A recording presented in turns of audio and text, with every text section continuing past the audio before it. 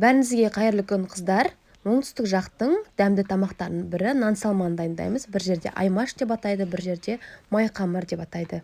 Ендеше бастайық. Бізге туралған ет қажет болады және 4 немесе 5-6 дана осындай картоп қажет болады. Сәбіз бір дана болгар бұрышы және пияз қажет болады. 2 дана сарымсақ қажет болады және бізге барлығын осылай турап алдық. 4 бұрышты етіп картопымызды да осы ірі етіп турап алдық, жуамызды барлығын. Енді табамызға майымызды құйып, қыздырып үстіне етімізді саламыз. Етіміз қуырылғанша кішкене араластырамыз, қуырып аламыз. Үстіне жуамызды, яғни пиязымызды салып аламыз. Пиязды да барлығын салғаннан кейін жақсылап араластырамыз. Жұмсарғанша отта қуыратын боламыз. Табамыздың бетін осылай жауып қойсақ болады. Уақыт өткеннен кейін біздің жуамыз жұмсарды, пиязымыз. Үстіне сәбізімізді саламыз. Бұны да араластырып алып, бір араластырып, енді 4-5 минуттай жақсылап қуырып алатын боламыз. Қуырылғаннан кейін томат пастасын салсаңыздар болады. Бір шай қасық немесе жоқ болса, осындай бір қызанақты турап салып жіберсеңіздер болады. Кішкене түс беретін болады, қызғыш түс. Сол үшін салып жатырмыз. Барлығын араластырып, енді сарымсағымызды, болгар бұрышымызды барлығын саламыз. Жақсылап араластырамыз. Енді картопымызды саламыз. Араластырып алғаннан кейін картопты кішкене қуыратын боламыз. 7-8 минутқа картоп кішкене қуырылса, кішкене түс беріп, өте дәмді болып шығатын болады. 7-8 минуттай бетін жауып қуырып аламыз. Содан кейін дәміне қарай тұзымызды, қара бұрышымызды, өзіңіз қаласаңыз басқа дәмдеуіштер салсаңыз болады. Мен лавр жапырағын қостым. Лавр жапырағын да қоссаңыз болады. Барлығын жақсылап бір араластырып алып, алдын ала қайнатып қойған суды немесе салқын су құйсаңыздар да болады. Салқын су құятын болсақ, оттың астын қаттырақ ашып қойып, қайнағаннан кейін оттың астын бұқтырып қоятын боламыз. Суымызды көкөністерімізден асқанша осылай құямыз. Бізге себебі піскеннен кейін қазір сорпа қажет болады. Сондықтан кішкене сулау болып шыққан жақсы, сорпасы бар болып шыққан жақсы. Енді 1 сағат көлемінде қайнатамыз. Енді келесі біз қазір қамырымызды дайындаймыз. Ыдысымызға суымызды және жұмыртқамызды, 1 дана жұмыртқамызды салып, үстіне 1 шай қасық тұзымызды саламыз. Барлығын бір жақсылап араластырып алып, үстіне ұнымызды саламыз. Ұнымызды аздап салып, кішкене басын біріктіріп аламыз осылай. Содан кейін қалған ұндарымызды салып, қамыр илей бастаймыз.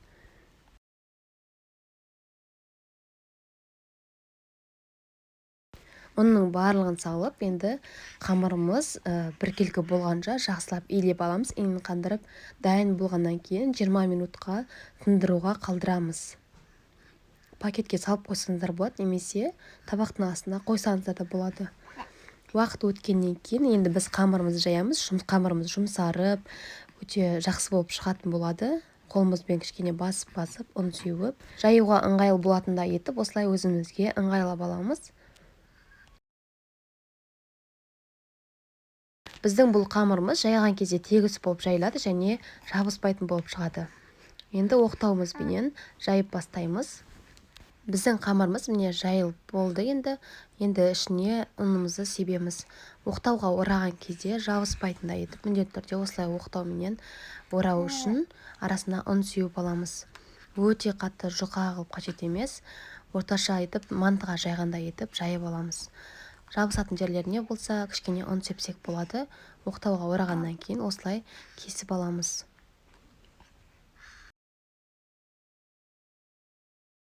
Өзіңізге ыңғайлы етіп, осылай 4-5 бөлікке бөліп аламыз. Арасы жабысып қалмау үшін кішкене мен 2 бөлікке бөліп алдым.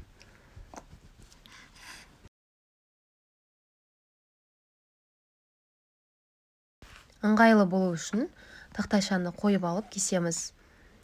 Қамырымызды кескендей етіп, өте жұқа қылып қажет емес, жіңішке қылып, кішкене қалыңдау қылып кесеміз, бірақ әркім өзі әртүрлі қылып кеседі. Өзіңіз қалауыңыз бойынша барлығын бір шетке қоя береміз. Қамырымыз жабыспауы керек. арасына жаңа ұн сепкеннен кейін жабыспай жақсы болып шығатын болады. Қаласаңыз қамырды кеспей тұрып кішкене 7-8 минуттай кептіріп алсаңыздар болады. Ол кезде де қамырымыз жабыспай әдемі болып кесілетін болады. Қамырды жабыспас үшін бөлек тақтайшаға немесе осылай столдың үстіне де бөлек-бөлек қылып қойсаңыздар болады. Ең бастысы жабысып қалмаса болды.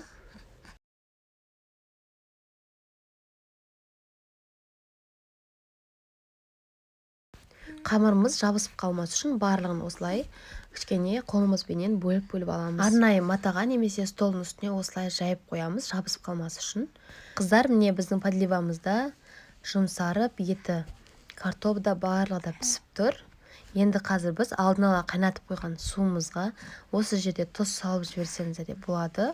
Бір шай қасық қайнап тұрған суға жаңа жайып қойған қамырымыздың барлығын саламыз. Еттің қамырына пісіргендей етіп, піскенше осылай қайнап тұрған суға пісіріп алатын боламыз. Езіліп кетпеуі қажет, кішкене шанышқан көмегімен осылай араластырып жіберсеңіздер де болады.